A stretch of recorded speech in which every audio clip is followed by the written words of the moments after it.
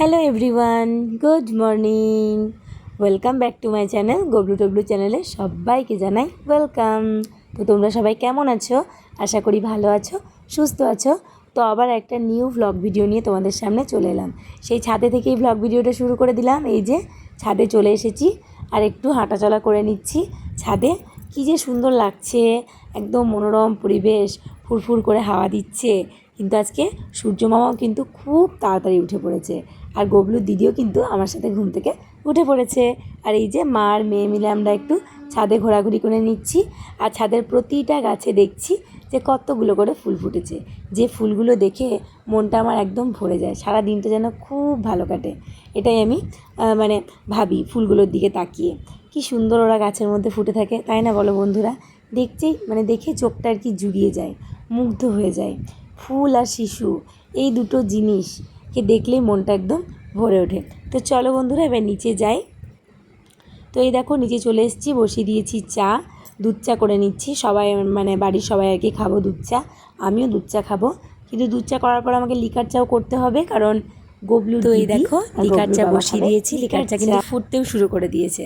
তো চলো এবার সবাই মিলে চা খেয়ে নেওয়া যাক। সকালটা তো শুরুই হয় চা দিয়েই, তাই না বলো? সবারই তাই কম বেশি। তো চলো চাটা খেয়ে আবার লেগে পড়তে হবে কাজে। আজকে প্রচুর কাজ আছে বন্ধুরা, মানে ধোয়া ধুই অনেক কিছু আছে। তো এই দেখো চা বিস্কুট নিয়ে বসে পড়েছি। আজকে দেখো নোনতা বিস্কুট নিয়েছি আর মেরি বিস্কুট নিয়েছি। আর বন্ধুরা মনটা একটু খারাপও, কারণ গবলুর শরীরটা একদম ভালো নেই, জ্বর চলে এসছে। এই জ্বরটা তো সবারই হচ্ছে, তো খুবই জ্বর চলে এসছে। প্রথমে গবলুর বাবার হলো, তারপরে দেখো গবলুরও কিন্তু জ্বর চলে এসছে। তো আমি ওকে একটুখানি আজকে চাই দিয়েছি, লিকার চা। বললাম যে একটু লিকার চাটা খা, গরম গরম, দেখ আরাম হবে। তো বিস্কুট আর চা সবাই মিলে আমরা খাবো এখন। দেখো গবলু দিদিকেও ডেকে নিলাম। গবলু দিদি ওখানে বসে বসে মানে সেই জনগণ বলছিল আর কি, স্কুলে পেয়ারে যেটা হয় সেটা বলছিল। তো তাই জন্য বললাম যে আয় চাটা খেয়ে নে। তো তারপরে দেখো গবলুর দিদির কিন্তু চা খাওয়া হয়ে গিয়েছে, আর গবলুরও অর্ধেক খাওয়া হয়ে গিয়েছে। আর আমারটা দেখো চা মানে ঢেলে রেখে গেছিলাম, তারপর চলে গেছিলাম মানে জলখাবারের আর কি করতে, মুসুরি সিদ্ধ। তো সেটা মানে সিদ্ধ করতে দিয়ে তো তারপরে একদম দেখো দুপুরবেলায় চলে এসেছি। দুপুরবেলায় আজকে করছি মাছের ঝোল রান্না।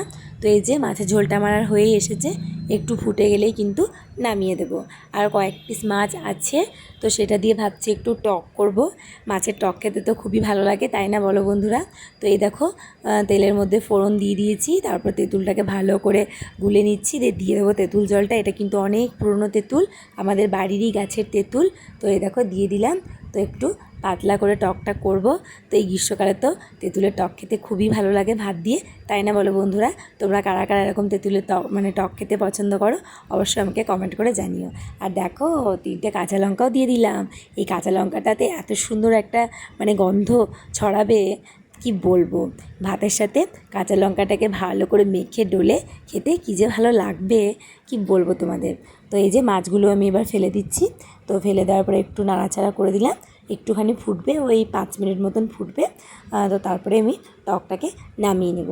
তারপরে তো খাওয়া দাওয়া তো এখন করতে দেরি আছে, তোমাদেরকে তো বললামই আজকে প্রচুর কাজ, মানে সেই সংক্রান্তি আর কি উপলক্ষে ধোয়া মাজা সব পরিষ্কার করতে হবে আর কি, কোটো বাটাগুলো। আর এই দেখো বন্ধুরা 1 পিস মাছ ভাজা না আমি রেখে দিয়েছি, এটা হচ্ছে যে কি ভালো লাগে আমার, কি বলতে কিন্তু তেল আছে। তো তারপরে এই দেখো কোটো বাটাগুলো আমি ধোবো। তো এই দেখো বন্ধুরা, এই যে এগুলো সব ঢেলে রেখে দিয়েছি, যেগুলো মানে কোটোতে যেগুলো একটু একটু করে ছিল, তো সেগুলো সব ঢেলে রেখে দিয়েছি। তো এগুলো মানে কোটোগুলো এবার পরিষ্কার করব। তো এই দেখো গবলু দিদি এখন বসে আছে, ভাত খাবে, তার জন্য স্নান টানও হয়ে গিয়েছে। তো চলো ওদেরকে ভাত দিয়ে দেবো। আর এই দেখো বন্ধুরা সব কোটোগুলো দেখেছি আমি ফাঁকা করে নিয়েছি। এবার এখানটাকে আমি খুব সুন্দর করে আর কি পরিষ্কার করব, ভালো করে ধুয়ে টুয়ে পরিষ্কার করব। তারপরে এগুলোকে সব আবার মানে সার্ফ দিয়ে ভালো করে ধুয়ে আবার ছাদে গিয়ে রোদে দিয়ে আসবো। কালকে তো সংক্রান্তি, তো তার জন্য এগুলো সব করতে হবে। তো এই দেখো বন্ধুরা আমার সমস্তটা কিন্তু পরিষ্কার করা হয়ে গিয়েছে, দেখেছো? দাঁড়াও তোমাদেরকে দেখাচ্ছি।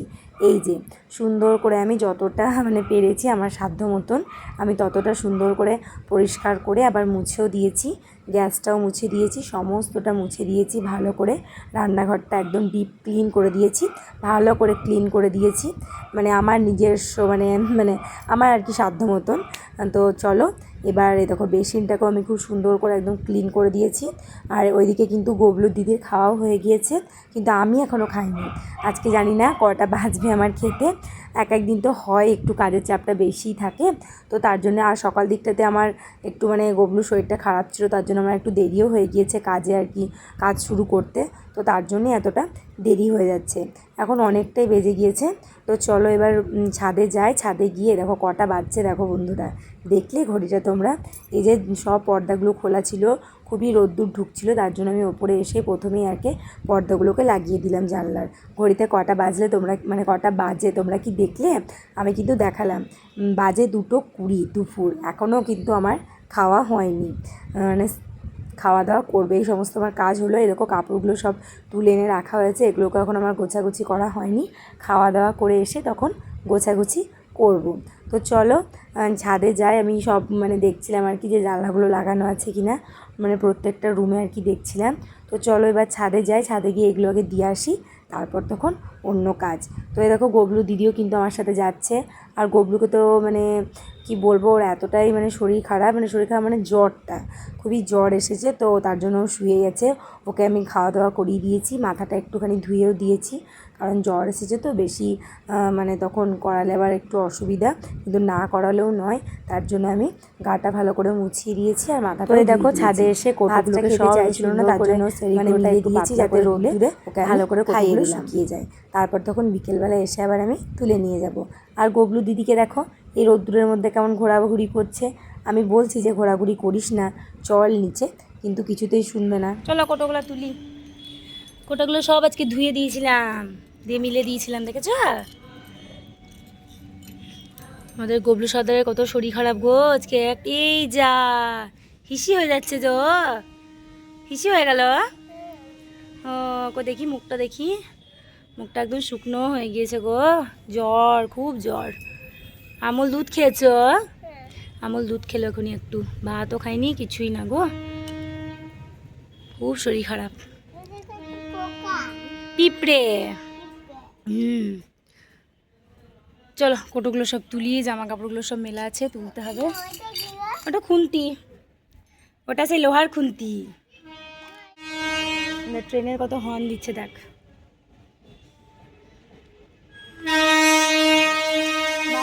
ট্রেনের আওয়াজ, কিছু শোনা যাবে না আওয়াজে গো। দাঁড়িয়ে আছো?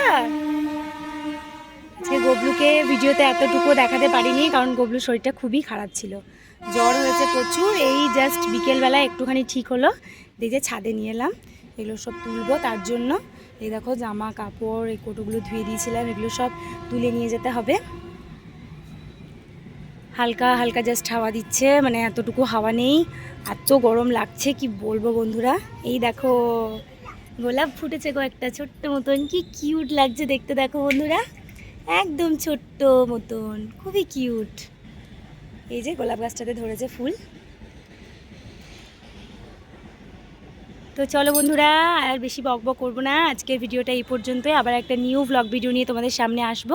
তোমাদের আজকের ভিডিও কেমন লাগলো তোমরা অবশ্যই কমেন্ট করে জানিও, ভালো লাগলে একটা লাইক করে দিও। তো আজকের মতন টাটা, সবাই ভালো থেকো, সুস্থ থেকো, টাটা করো। টাটা করতে পারছে না গো গবলু সোনা। তো টাটা।